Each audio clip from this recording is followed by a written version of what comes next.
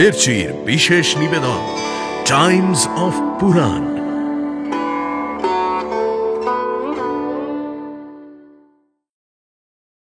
শিখণ্ডীকে সম্মুখে রেখে অর্জুন যদি স্বরবর্ষণ করে তাহলে আমি তার প্রত্যুত্তর দিতে পারবো না যুধিষ্ঠির। তুমি আমাকে নরকে প্রেরণ করবে? তুমি? আরে তোমরা তো নিজেদের রাজ্যকেই রক্ষা করতে পারলে না। কোনো অতি প্রিয় বয়োজ্যেষ্ঠ গুণবান বৃদ্ধ যদি তোমার আততায়ী হয়ে আসেন, তাহলে তাকে বধ করা তোমার কর্তব্য অর্জুন।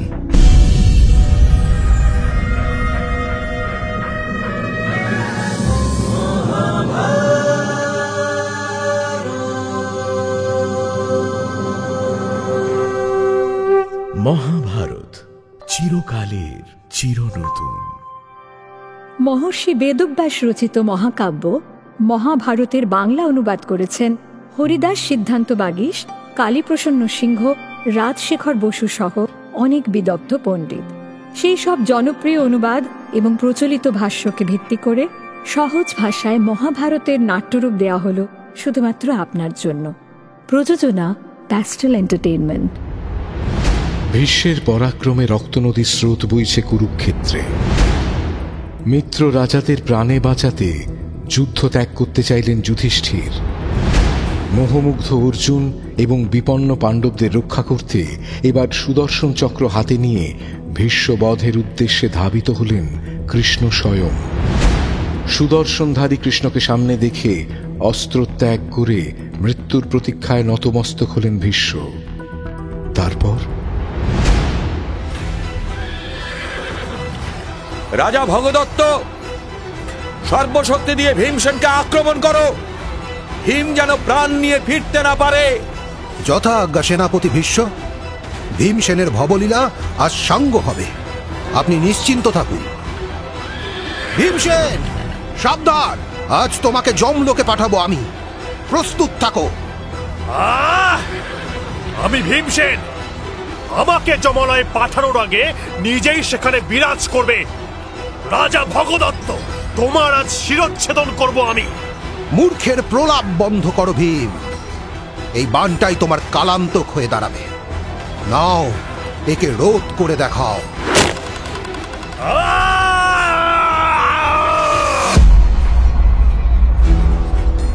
ভগদত্তের বাণে অচেতন হয়ে গেল ভীমসেন। মহাবীর মায়াবী রাক্ষস ঘটোৎকচ তার পিতাকে অচেতন দেখে মায়া বলে এবার ঘোর মূর্তি ধারণ করে বিশাল এক হস্তির পিঠে আরোহণ করে তৎক্ষণাৎ সেই রণভূমিতে এসে উপস্থিত হল। সঙ্গে এলো তার অনুচর রাক্ষসগণ। চারিদিকে ভয়ানক গর্জন শোনা যেতে লাগল। সেই ভয়ানক চেহারার রাক্ষসকুল চতুর্দিক থেকে ভগদত্তকে বেষ্টন করে দাঁড়াল। ভগদত্তের হস্তি এবার আর্তনাদ শুরু করলে ভীষ্ম, দ্রোণ, দুর্যোধন প্রমুখ সকল কৌরব মহাবীর ভগদত্তকে রক্ষা করার জন্য এগিয়ে এলেন। নির্বিচারে কৌরব সেনা ধ্বংস করে সিংহনাদ শুরু করল ঘটোৎকচ। দুর্যোধনের নির্দেশে ঘটোৎকচকে বধ করতে এলো রাজা ভূরিশ্রবা। মহাবীর সাত্যকীর 10 পুত্রকে ভূরিশ্রবার বিনাশের জন্য প্রেরণ করল যুধিষ্ঠির। কিন্তু ভূরিশ্রবার ভল্লের আঘাতে সেই 10 জন বীরেরই মৃত্যু হলে ক্রোধে জ্ঞান শূন্য সাত্যকী স্বয়ং এসে ভূরিশ্রবাকে আক্রমণ করল।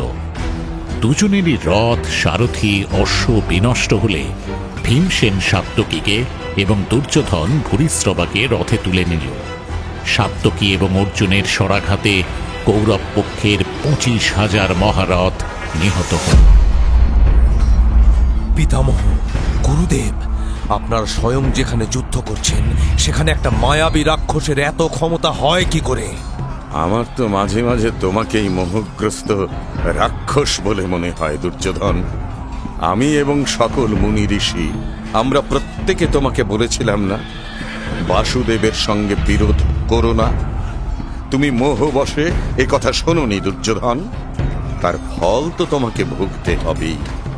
পাণ্ডবদের সকল আত্মীয়ই বাসুদেবের আশ্রয়ে আছে। তিনি স্বয়ং তাদের রক্ষা করেন। কৃষ্ণ যাকে রক্ষা করছেন তাকে দেবতারাও বিনাশ করতে পারবেন না দুর্যোধন। সত্যিই তাই সঞ্জয়, জ্যেষ্ঠতা তো যথার্থই বলেছেন। তোমার মুখ থেকে যুদ্ধের যে বিবরণ আমি শুনছি, তাতে আমারও মনে হচ্ছে স্বর্গের দেবতারাই বুঝি পাণ্ডব সৈন্যের বেশ ধরে কুরুক্ষেত্রে যুদ্ধ করতে এসেছেন। মহারাজ, আজ যা কিছু ঘটছে তার জন্য শুধু আপনিই দায়ী।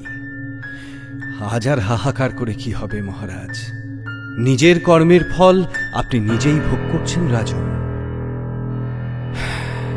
পাণ্ডবদের বাহিনীতে কোনো ছদ্মবেশী দেবতা নেই মহারাজ।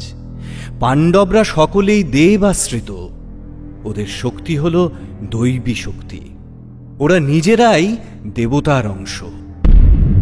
কুরুক্ষেত্রের রণাঙ্গনে ভীমের জয়োল্লাসের কাহিনী শুনতে শুনতে হতোদ্যম হয়ে মাথায় হাত দিয়ে বসে আছে বৃদ্ধ রাজা। কুরুক্ষেত্রে তখন পদব্রজে কৌরব সেনাদের মধ্যে প্রবেশ করে তাদের রথ, অশ্ব, পদাতিকগণকে নিষ্ঠুর হস্তে বিনাশ করছে ভীম। শত শত কুরু সৈন্যের বাণেও ভীমের আত্মসংযম অটুট। ভীমসেনের রথ শূন্য দেখে দ্বিতীয় পাণ্ডবকে সাহায্য করতে বিদ্যুৎ বেগে সেখানে পৌঁছল ধৃষ্টদ্যুম্ন। ভীমকে আলিঙ্গন করে সস্নেহে তার শরীরে বিদ্ধ বাণ সকল সরিয়ে তাকে নিজের রথে উঠিয়ে নিল ধৃষ্টদ্যুম্ন। ভীমের নিরাপত্তা বিধান করতে প্রমোহন অস্ত্র প্রয়োগ করল সে। এই অস্ত্রের আঘাতে সেখানে উপস্থিত দুর্যোধন সহ সকল যোদ্ধা মূর্ছিত হয়ে পড়ল। সেই অবসরে ভীমসেন কিঞ্চিৎ বিশ্রাম করে পুনরায় রক্তক্ষয়ী সংগ্রামে অবতীর্ণ হল। দুর্যোধনের মূর্ছিত হওয়ার সংবাদ শুনে গুরু দ্রোণ সত্বর সেখানে এসে প্রজ্ঞাস্ত্র দ্বারা প্রমোহন অস্ত্রের প্রভাব নষ্ট করলেন। সংজ্ঞা লাভ করে এবার ভীমসেনের মুখোমুখি দাঁড়ালো দুর্যোধন। দুর্যোধন, এত দীর্ঘ সময় ধরে এই দিনটার জন্যই অপেক্ষা করেছি। জননী কুন্তীর দীর্ঘশ্বাস, পাঞ্চালীর অপমান, জ্যেষ্ঠ ভ্রাতা যুধিষ্ঠিরের বনবাস, আজ এই সব কিছুর প্রতিশোধ নেব আমি। আজ তোমাকে সবান্ধবে নরকে প্রেরণ করব দুর্যোধন। তুমি আমাকে নরকে প্রেরণ করবে? তুমি? আরে তোমরা তো নিজেদের রাজ্যকেই রক্ষা করতে পারলে না, এখন আমাকে, পৃথিবীর শ্রেষ্ঠ বীর দুর্যোধনকে জয় করার স্বপ্ন দেখছো? যুধিষ্ঠিরকে বলে দিও ভীমসেন, বন, জঙ্গল, আশ্রম কুটিরেই তোমাদের শোভা, রাজ সিংহাসনের উপযুক্ত তোমরা নও। নিজের সততার কথা ভুলে যেও না দুর্যোধন। বাক্য নয়, অস্ত্র চালাও। আজ তোমাকে বধ করব আমি। দুর্যোধনের সঙ্গে ভীমের ভয়ানক যুদ্ধ শুরু হলো এবার। দ্রৌপদীর 4 পুত্র শ্রুতকর্মা, শ্রুতসেন, শ্রুতসোম এবং শতানিক ভীমকে রক্ষা করতে এগিয়ে এল। তাদের বাণের আঘাতে দুর্যোধনের 4 ভ্রাতা ভূপতিত হল। প্রবল বাণযুদ্ধের শেষে ভীমের বাণের আঘাতে দুর্যোধনের ধনুক খণ্ড হয়ে গেল। শরবিদ্ধ হয়ে মূর্ছিত হল সে। অচেতন দুর্যোধনকে নিজ রথে উঠিয়ে নিয়ে যুদ্ধক্ষেত্র থেকে প্রস্থান করলেন কৃপাচার্য। রক্তাক্ত ক্ষতবিক্ষত দুর্যোধন ক্লান্ত শরীরে এবং ক্লান্ত পায়ে পিতামহ ভীষ্মের কাছে গিয়ে দাঁড়াল। পিতামহ, আমাদের দুর্ভেদ্য ব্যূহ ভেদ করে ভীমসেন পদব্রজে এসে আমাকে আক্রমণ করল।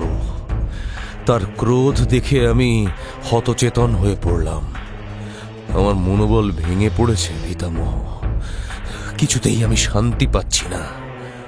আপনার কাছে আমার একটাই প্রার্থনা, আপনার আশীর্বাদে আমি যেন পাণ্ডবদের জয় করে রাজ্য লাভ করতে পারি। আর কিচ্ছু চাই না পিতামহ, আর কিচ্ছু চাই না আমি। বৎস দুর্যোধন, আমি সত্যই তোমাকে বিজয়ী এবং সুখী দেখতে চাই, কিন্তু পাণ্ডবদের জয় করা দুঃসাধ্য। সে কথা আগেও তোমাকে বলেছি। পাণ্ডবদের পক্ষে যে রাজাগণ যুদ্ধ করছেন তারা সকলেই তোমার শত্রু। তোমার বিরুদ্ধে ক্ষোভ উদ্গার করছেন তারা। সুতরাং তাঁদেরও জয় করা অতি কঠিন। তুমি ধৈর্য ধরো বৎস, তুমি ধৈর্য ধরো। আমি সর্বশক্তি প্রয়োগ করে যুদ্ধ করব। হয় আমি পাণ্ডবদের জয় করব, নতুবা অর্জুন আমাকে জয় করবে। এ আমি সত্য বলছি দুর্যোধন। দুর্যোধনের ক্ষতে বিশল্যকরণীয় ঔষধি প্রয়োগ করলেন ভীষ্ম। ভীষ্মের আশীর্বাদে এবং ঔষধির গুণে সুস্থ এবং শান্ত হল দুর্যোধন। পরদিন সূর্যোদয়ের সঙ্গে সঙ্গে বজ্রব্যূহ রচনা করে মরণপণ যুদ্ধ শুরু করলেন ভীষ্ম। দুর্যোধনের আদেশে কুরুপক্ষের মহাবীর রাজাগণ ভীষ্মকে বেষ্টন করে রইল। ভীষ্মের দক্ষিণ দিকে রইলেন দ্রোণাচার্য স্বয়ং। কালান্তক দ্রোণকে আক্রমণ করতে ধেয়ে এলো বিরাট রাজ। প্রবল যুদ্ধের পর দ্রোণের শরাঘাতে বিরাট রাজার অশ্ব এবং সারথি নিহত হলে বিরাট এবার তার পুত্র শঙ্খের রথে আরোহণ করল। দ্রোণের অশিবিষ তুল্য এক বাণে শঙ্খ নিহত হল। পুত্র শোকে জর্জরিত বৃদ্ধ বিরাটকে নিয়ে শঙ্খের সারথি সেই স্থান ত্যাগ করলে দুর্যোধনের উদ্দেশ্যে অবিরত শরবর্ষণ শুরু করল ধৃষ্টদ্যুম্ন। দুর্যোধনের রথের অশ্ব এবং সারথি বিনষ্ট হলে মাতুল শকুনি তাকে আপন রথে উঠিয়ে নিয়ে সপ্তর্ষি স্থান থেকে প্রস্থান করল। শকুনির রথ প্রস্থান করছে দেখে অর্জুন এবং উলুপীর পুত্র মহাবল মায়াবী ইরাবান এবার যুদ্ধস্থলকে কম্পিত করে গর্জন করে উঠল। কোথায় যাচ্ছ রাজা দুর্যোধন? আমি অর্জুন পুত্র ইরাবান, আমার সঙ্গে যুদ্ধ করো। মহারাজ দুর্যোধনের সঙ্গে যুদ্ধ করবে তুমি? তোমার স্পর্ধা তো কম নয় ইরাবান। আমি অবন্তী রাজকুমার বিন্দ, সম্মুখ সমরে আগে আমাকে পরাজিত করো। সাবধান ইরাবান, এই তীরে তোমার সারথিকে বধ করব আমি। আমার সারথিকে বধ করবে? এই দেখো বিন্দ, তোমার সারথি এবার স্বর্গে গমন করবে।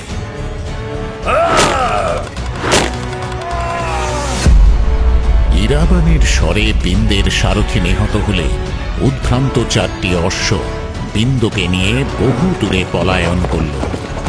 বিন্দুকে রক্ষা করতে এগিয়ে এলো মদ্ররাজ শল্য, কিন্তু লঘুহন্তা সহদেবের অবিরত সরক্ষেপণে মদ্ররাজের ধ্বজ ভূপতিত হল।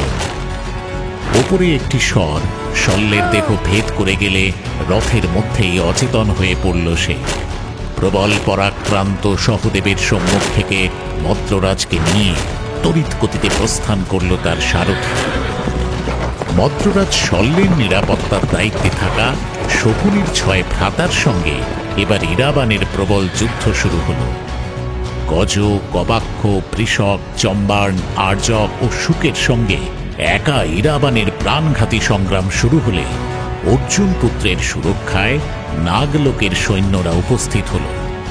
মায়াবী ইরাবান এবং প্রবল শক্তিশালী নাগ সেনাদের পরাক্রমে শকুনির 6 ভ্রাতাই অচিরে বীর গতি লাভ করল।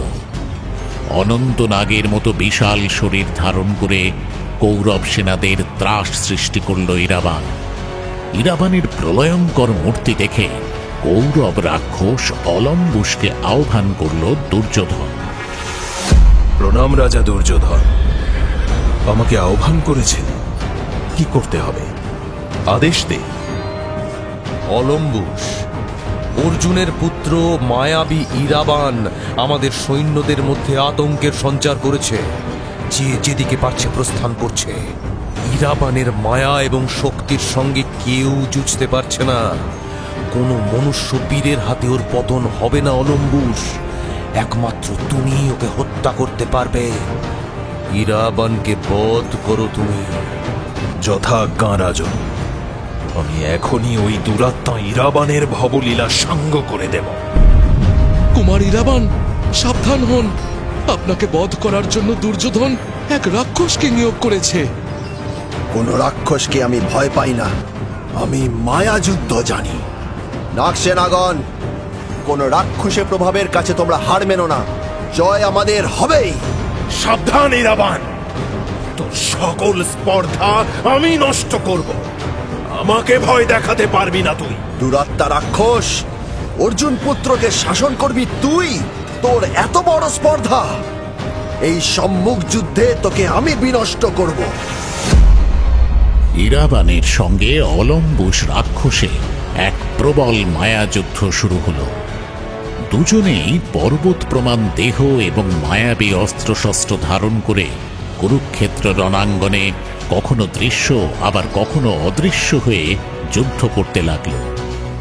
ইরাবান এবং অলম্বুসের সেই যুদ্ধ দেখে কৌরব পাণ্ডব দুপক্ষই ত্রাহি ত্রাহি রব তুলল। ইরাবানের নাগসেনারাও সেই প্রবল যুদ্ধে ইরাবানের পৃষ্ঠ রক্ষা করতে লাগল। কিন্তু মায়াবী অলম্বুস এবার গরুরের রূপ ধারণ করে সেই নাগ সেনাদের একে একে গিলে নিল। একে একে সকল সেনাকে গিলে নেওয়ার পরে অলম্বুস এবার বিরাটাকার গরুরের মূর্তি ধারণ করে ইরাবানের দিকে ধাবিত হল। মায়াবী রাক্ষসের সেই ভয়ানক রূপ দেখে হতবুদ্ধি হয়ে পড়ল ইরাবান, আর সেই সুযোগে খড়গ দিয়ে ইরাবানের মুণ্ডচ্ছেদ করল অলম্বুস। যুদ্ধক্ষেত্রে অর্জুন পুত্র মহাবীর ইরাবানের মৃত্যু দেখে পাণ্ডব শিবিরে বিষাদ ঘনিয়ে এলো। ইরাবানের মৃত শরীরের পাশে দাঁড়িয়ে এবার সিংহনাদে গর্জন করে উঠল ঘটোৎকচ। গুরুদেব, ইরাবানকে বধ করেছে অলম্বুস, এই ঘটোৎকচকে আমি বধ করব। আপনার সাহায্যে এই মায়াবী রাক্ষসটাকে আমি বধ করব আজই। এর পতন না হলে এই একাই আমাদের সকল সৈন্য বিনাশ করবে গুরুদেব।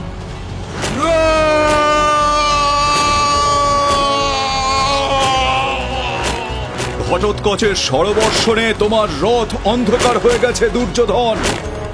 তোমার পৃষ্ঠরক্ষক বঙ্গরাজের মহাহস্তি নিহত হয়েছে। তুমি এখান থেকে অন্যত্র সরে যাও রাজা, সরে যাও। এই রাক্ষসের সঙ্গে আমি যুদ্ধ করছি, এর মায়া তোমাকে গ্রাস করে নেবে। সরে যাও দুর্যোধন, সরে যাও। আপনি নিজের ধনুক রক্ষা করুন গুরুদ্রোণ। যে ধনু নিয়ে আপনার সবচেয়ে বেশি গর্ব, এবার সেই ধনু আমি ছেদন করব।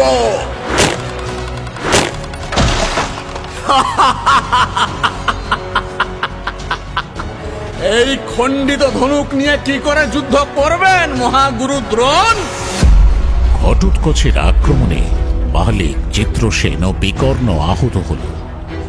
মায়াবী রাক্ষসের প্রহারে বৃহৎ দল নিহত হলে কৌরব সেনাদের মধ্যে আতঙ্কের সঞ্চার হল। ত্রাসে কম্পিত পুরুষ সৈন্যদের ওপর এবার আরো এক দুস্তর মায়া প্রয়োগ করল ঘটোৎকচ। তার সেই মায়ার প্রভাবে রণক্ষেত্রের সৈন্যরা দেখল মহাগুরু দ্রোণ রক্তাক্ত শরীরে আর্তনাদ করছেন। বাঁচাও, বাঁচাও। এমন কে আছো যে আমাকে মৃত্যু থেকে উদ্ধার করতে পারবে? বাঁচাও। গুরুদ্রোণ এইভাবে কে তাকে পীড়ন করলো? এই শীঘ্র চলো, তার শুশ্রূষা প্রয়োজন। কোথায় যাচ্ছ? গুরুদেবের চারপাশে আগুন জ্বলছে যে, এমন অগ্নিগোলক কোথা থেকে এলো? বাঁচাও, বাঁচাও, বাঁচাও। রাজা দুর্যোধন তাকে এমন করে ক্ষতবিক্ষত করলো কে? বাঁচাও, আমাকে বাঁচাও। মন্ত্ররাজ সরল। কি অদ্ভুত ঘটনা ঘটছে এখানে? কৌরব পক্ষের সকল বীর তো ভূমিশয্যা গ্রহণ করছে। এত রক্ত এবং আঘাত যে তাদের প্রাণ রক্ষা করা অত্যন্ত কঠিন। কৌরব পক্ষের পরাজয় নিশ্চিত। পালাও, পালাও। এখানে থাকলে পাণ্ডবদের হাতে বন্দী হতে হবে। পালাও, পালাও, পালাও, পালাও। কি সৈন্যগণ, কোথায় যাচ্ছ তোমরা? তিষ্ঠ, তিষ্ঠ।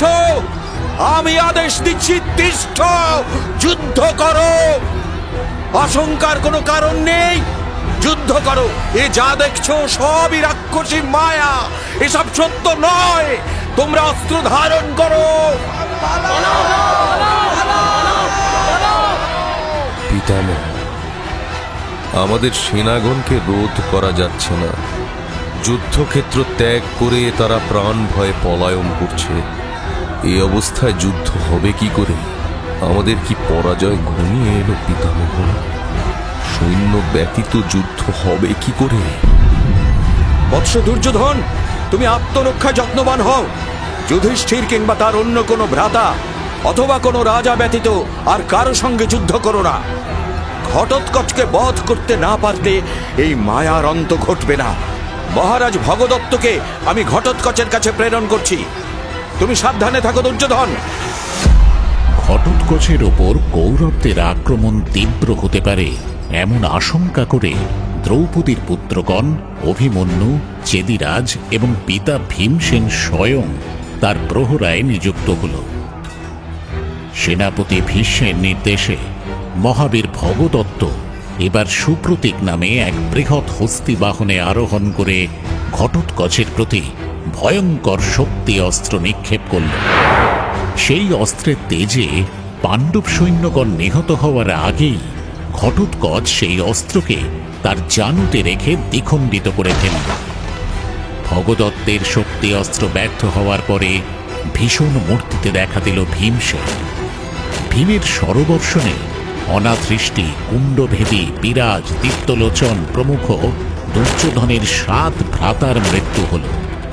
মধ্যম পাণ্ডবের সেই রুদ্র মূর্তি দেখে শত্রুপক্ষের অন্য রাজাগণ পলায়ন করল।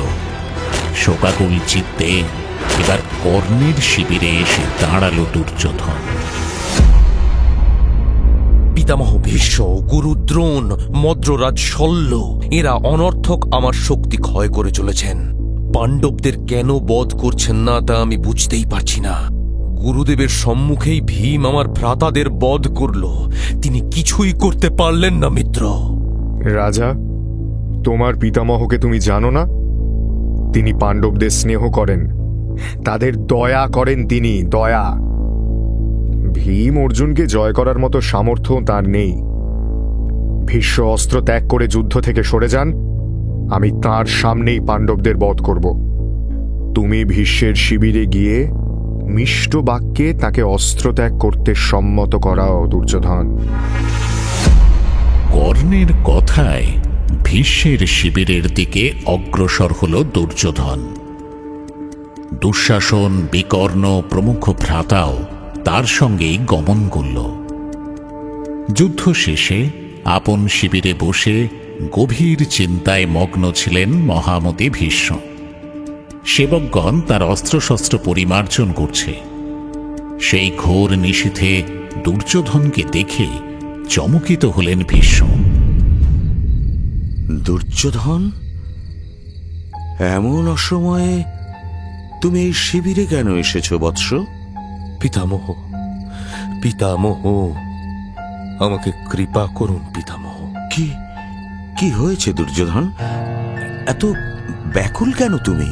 পিতামহ, দেবরাজ ইন্দ্র যেমন ভাবে দানব নিধন করেছিলেন, আপনিও সেভাবে পাণ্ডবদের বধ করুন। সত্যবাদী নামে আপনার জগৎ জোড়া খ্যাতি, সত্যের প্রতি আপনি দায়বদ্ধ। পাণ্ডবদের বধ করে আপনার সেই দায় পূরণ করুন পিতামহ। যদি আমার প্রতি বিদ্বেষে আপনি তা না করতে চান, তাহলে দয়া করে কর্ণকে যুদ্ধ করার অনুমতি দান করুন। অঙ্গরাজ কর্ণ পাণ্ডবদের জয় করে এনে দেবেন। কেন আমাকে মিথ্যা বাক্যবাণী পীড়িত করছো দুর্যোধন? পাণ্ডবরা অজেয়, তার নজির তুমি পূর্বেও দেখেছ। খাণ্ডব দাহনকালে, বিরাট রাজ্যের গোধন হরণকালে অর্জুনের বীরত্ব তুমি দেখেছ দুর্যোধন। সেখানে তো তুমিও ছিলে, কিন্তু অর্জুনকে পরাস্ত করতে পেরেছ কি? পাণ্ডবদের সঙ্গে বৈরিতা তুমিই সৃষ্টি করেছ। এখন তুমি নিজেই পৌরুষ প্রকাশ করে ওদের বধ করো। শোনো শোনো দুর্যোধন, আমি সকল দিক দিয়ে এই পাণ্ডবদের বিনষ্ট করার চেষ্টা করছি। আগামী দিন যে যুদ্ধ আমি করব, এই পৃথিবী তা কখনো ভুলতে পারবে না। কিন্তু শিখণ্ডীর বিরুদ্ধে অস্ত্র ধারণ করতে পারবো না, এ কথা তোমাকে আগেও বলেছি, আজও বললাম। পরদিবস সর্বতভদ্র নামে ব্যূহ রচনা করে অতি ভয়ঙ্কর যুদ্ধ শুরু করলেন ভীষ্ম। তার একার তাণ্ডবে কুরুক্ষেত্র রণাঙ্গনে নানা প্রকার দুর্লক্ষণ দেখা দিল। ভূমিকম্প, উল্কাপাত, অগ্নুৎপাত শুরু হল। ভীষ্মের শরাঘাতে পাণ্ডবপক্ষীয় বীরগণ ত্রাহি ত্রাহি রব তুলল। রণক্ষেত্র জুড়ে মানুষ এবং মনুষ্যেতর প্রাণীর মৃতদেহের স্তূপ হয়ে গেল। সেই স্তূপ দর্শনের পর পাণ্ডবপক্ষের কোনো যোদ্ধাই আর ভীষ্মের সম্মুখে বীরত্ব প্রদর্শনের সাহস দেখাতে পারল না। এমনকি অর্জুনের বাণও ভীষ্মের এই তাণ্ডবকে প্রতিহত করতে পারল না।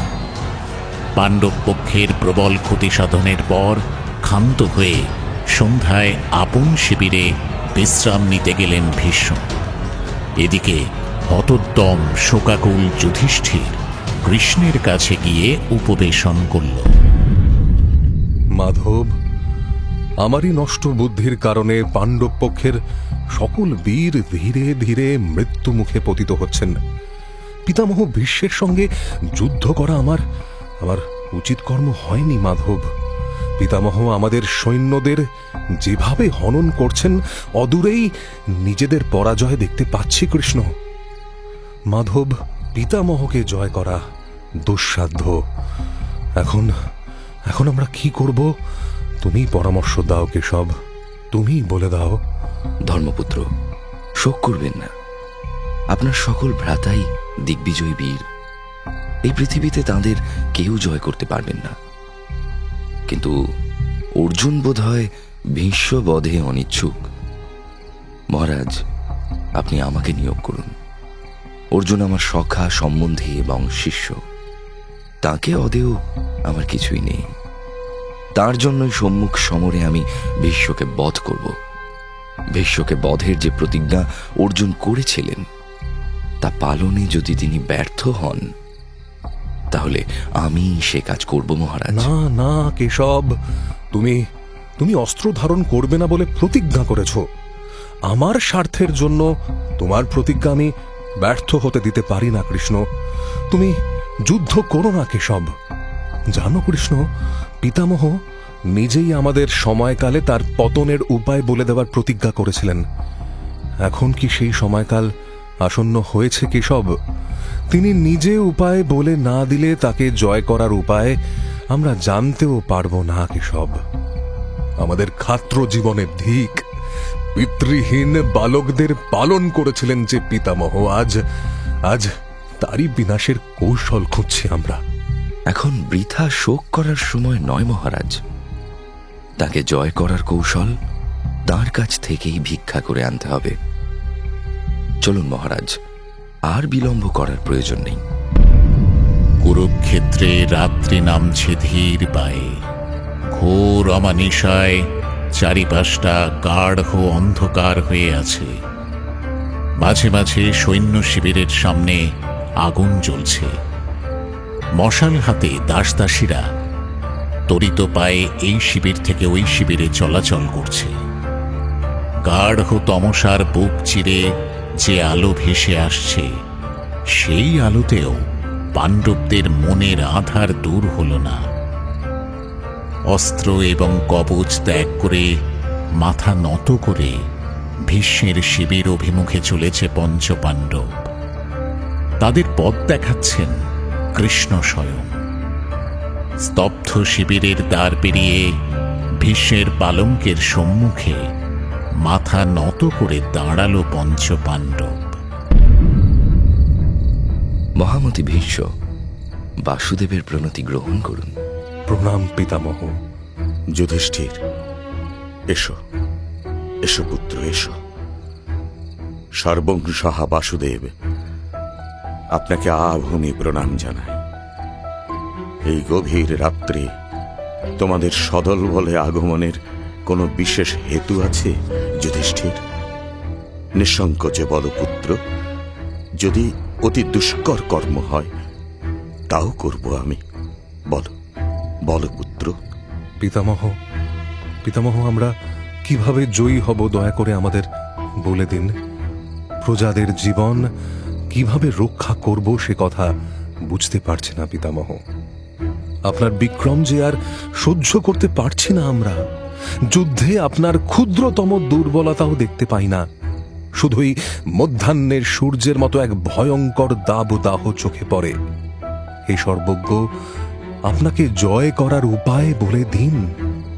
আপনি বিজিত না হলে আমাদের জয়লাভ সম্ভব নয় পিতামহ। আমাদের জয়লাভ কোনোভাবেই সম্ভব নয় পিতামহ। সত্য বলেছ যুধিষ্ঠির। যতদিন আমি অজেয় ততদিন তোমাদের জয়লাভ সম্ভব নয় পুত্র। আমাকে রথ থেকে ভূপতিত করার চেষ্টা করো যুধিষ্ঠির। আমাকে নিরস্ত্র করতে না পারলে আমার বিরুদ্ধে কোনো অস্ত্রই কার্যকর হবে না। আমি কোনো স্ত্রীলোকের সঙ্গে যুদ্ধ করি না যুধিষ্ঠির। তোমাদের পক্ষে শিখণ্ডী আছেন। জন্মের সময়ে তিনি নারী ছিলেন। শিখণ্ডীকে সম্মুখে রেখে অর্জুন যদি স্বরবর্ষণ করে তাহলে আমি তার প্রত্যুত্তর দিতে পারবো না যুধিষ্ঠির। আমাকে জয় করার এই একটি উপায় তোমায় বলে দিলাম পুত্র। গঙ্গাপুত্র ভীষ্ম, আপনার জয় হোক। আপনাকে আমরা প্রণাম করি। আমি পারবো না মাধব, এ কাজ আমি কিছুতেই পারবো না।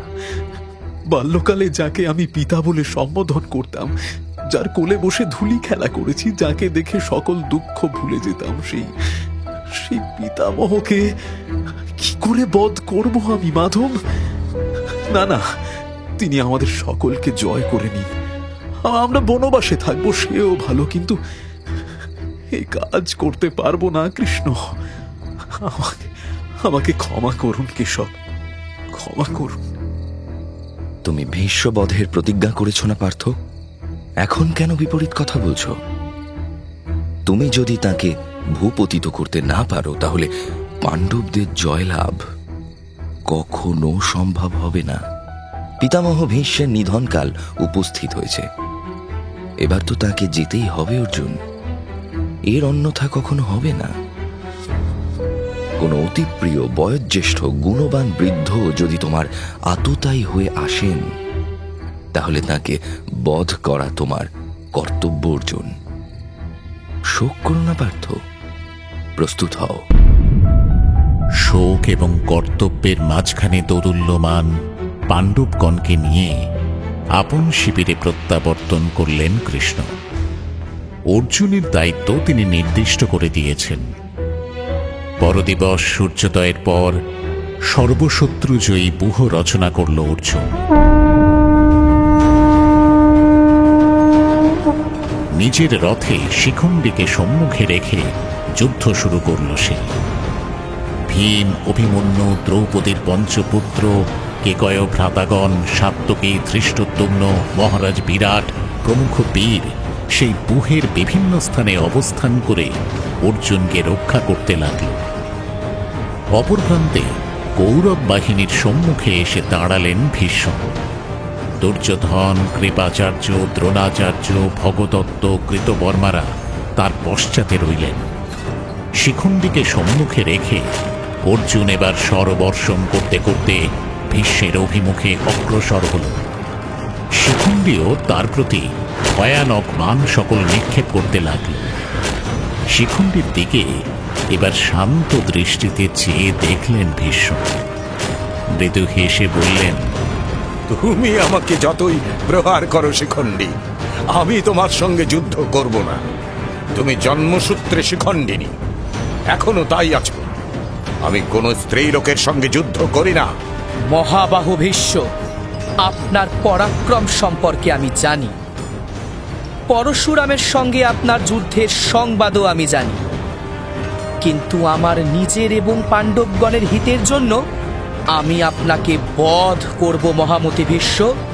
জীবিত অবস্থায় এই পৃথিবী দেখার সুযোগ আর আপনি পাবেন না। শিখণ্ডী, তুমি পিতামহকে সবলে আক্রমণ করো। আমি তোমাকে শত্রুদের হাত থেকে রক্ষা করছি। আজ যদি ভীষ্ম জীবিত থাকেন তাহলে লোক সমাজে উপহাসের শেষ থাকবে না।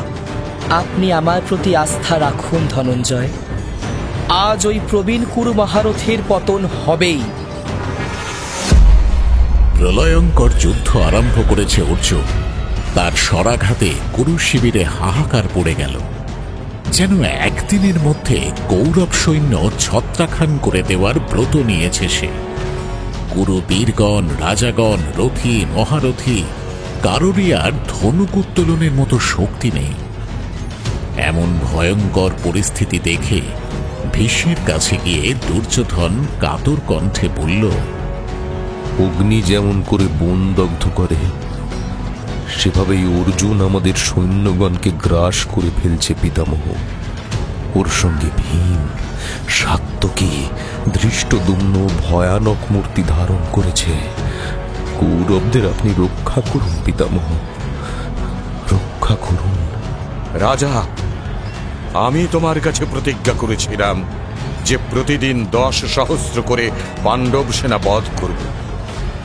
তাই করেছি আমি, আজও করব, তুমি চিন্তা করো না। তবে রাজা, আজ আরো এক মহৎ কাজ করব আমি। তুমি আমাকে অন্ন দিয়ে প্রতিপাদন করেছ, তোমার সেই ঋণ শোধ করে কৌরব সেনার সম্মুখেই আমার শরীর এই যুদ্ধভূমি স্পর্শ করবে। দুর্যোধনকে অভয় দান করে পাণ্ডব সৈন্য বিনষ্ট করতে শুরু করলেন ভীষ্ম। কিন্তু দ্রোণাচার্যের মনে শান্তি নেই। কুরুক্ষেত্রে নানা প্রকার দুর্লক্ষণ দেখতে পাচ্ছেন তিনি। অর্জুন এবং ভীষ্মের সম্মুখ সমরকে কেন্দ্র করে আতঙ্কে অধীর হয়ে আছেন তিনি। অর্জুনের রথে শিখণ্ডীর থাকার কি অর্থ হতে পারে তা নিয়ে তার মনে কোনো সংশয় নেই, কিন্তু ভীষ্মকে দেখে আজ তার মনে হচ্ছে তিনি যেন আপন পরিণাম সম্পর্কে কৃতসংকল্প হয়েই যুদ্ধে নেমেছেন। নত চোখে নীরব হয়ে অন্যত্র প্রস্থান করলেন দ্রোণাচার্য। আজ আর ভীষ্মের রক্ষণে থাকার প্রয়োজন নেই তার। সবলে বিপক্ষের সেনা নিধন করতে করতে সম্মুখে যুধিষ্ঠিরকে দেখতে পেলেন ভীষ্ম। তাকে আহ্বান করে বললেন, বৎস যুধিষ্ঠির, 10 দিন ধরে অসংখ্য সৈন্য, রাজা, রাজকুমারগণকে নিধন করেছি আমি।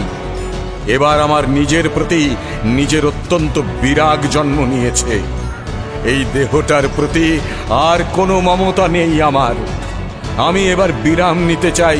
যুধিষ্ঠির, অর্জুনকে অগ্রবর্তী করে এখন আমাকে বধ করবার চেষ্টা করো। আপনি যেমন আদেশ করলেন তাই হবে পিতামহ। সেনাপতি ধৃষ্টদ্যুম্ন, সকল দিক থেকে পিতামহ ভীষ্মকে আক্রমণ করো ভ্রাতা। অর্জুন তোমাদের রক্ষা করবে। মহাবল ভীষ্মের দিকে ধাবিত হল পাণ্ডব বাহিনী। অর্জুন এবং ভীষ্মের মধ্যে প্রবল যুদ্ধে পরস্পরের বাণ এবং শক্তি খণ্ডন করতে লাগলেন। ভীষ্মের একের পর এক ধনু ছেদন করতে লাগল অর্জুন। পঞ্চ পাণ্ডব, সাত্যকী, ধৃষ্টদ্যুম্নের হাতে পরাজিত হয়ে কৌরব বীরেরা এবার ভীষ্মকে পরিত্যাগ করতে বাধ্য হল। শিখণ্ডীকে সম্মুখে রেখে অর্জুনের অবিরাম বাণ বর্ষণে কোনো ক্লান্তি নেই। প্রত্যেকটা বাণ এসে ভীষ্মের শরীরে বিঁধছিল। তার দেহে আর অঙ্গুলি পরিমাণ স্থানও শূন্য রইল না। বাণগুলি তার কবচ বর্ম ভেদ করে শরীরের অন্তঃস্থলে গিয়ে বিঁধল। সরজালে আচ্ছন্ন হয়ে পড়লেন ভীষ্ম। বড় শান্ত, স্নিগ্ধ এবং স্নেহের দৃষ্টিতে অর্জুনের সেই মর্মভেদী বাণগুলির দিকে কয়েক পলক তাকালেন ভীষ্ম। তারপর আর দাঁড়িয়ে থাকতে পারলেন না তিনি। ক্ষতবিক্ষত শরীর নিয়ে রথ থেকে পূর্ব মুখে পতিত হলেন ভীষ্ম। অজস্র বাণে আবৃত সেই শরীরটি ভূমি স্পর্শ করল না। সূর্য তখন দক্ষিণ পথে গমন করছে। বাণবিদ্ধ অবস্থায় সেই সরসজ্জায় শায়িত থেকে প্রাণ ত্যাগের জন্য সূর্যের উত্তরায়ণের প্রতীক্ষা শুরু করলেন ভীষ্ম। কৃপাচার্য, দ্রোণাচার্য, দুর্যোধনের ক্রন্দন বহু দূর থেকে শোনা যেতে লাগল। বিজয়ী পাণ্ডবগণের শঙ্খধ্বনির শব্দে তখন আকাশ বাতাস মুখরিত হচ্ছে। পাণ্ডব এবং কৌরবদের যুদ্ধ বন্ধ হয়ে গেল। অস্ত্র, রথ, বর্ম ত্যাগ করে সকল যোদ্ধা অবনত মুখে এসে ভীষ্মকে বেষ্টন করে দাঁড়াল। তাদের সম্মুখে রয়েছে অর্জুন। চোখের জলে তখন তার বক্ষস্থল ভেসে যাচ্ছে।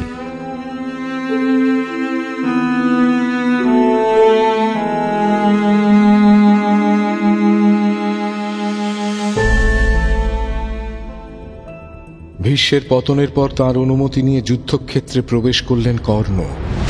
দ্রোণাচার্যকে সেনাপতি করে যুধিষ্ঠিরকে বন্দী বানানোর অনুরোধ করলেন দুর্যোধন। ওদিকে চক্রব্যূহে প্রবেশ করলেন একা অভিমন্যু। তারপর সেই কাহিনী নিয়েই ফিরে আসছি আগামী পর্বে। শুনলেন মহাভারত।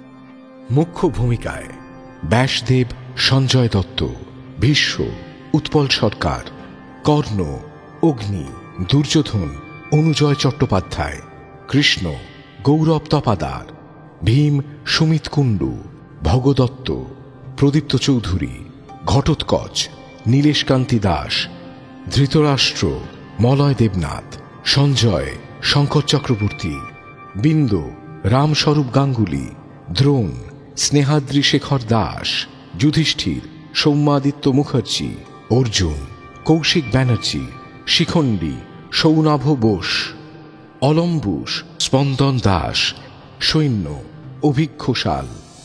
নাট্যরূপ মহুয়া ব্যানার্জি। শব্দগ্রহণ ও আবহ সত্যজিৎ সেন। শব্দ পরিকল্পনা ও মিশ্রণ সব্যসাচী মুখার্জি। পরিচালনায় শাওলি মজুমদার। সৃজনশীল পরিচালনা ইন্দ্রাণী চক্রবর্তী। প্রযোজনা প্যাস্টেল এন্টারটেইনমেন্ট। টাইমস অফ পুরাণ আপনার জন্য মির্চি বাংলা ইউটিউব চ্যানেল এবং গানা অ্যাপে।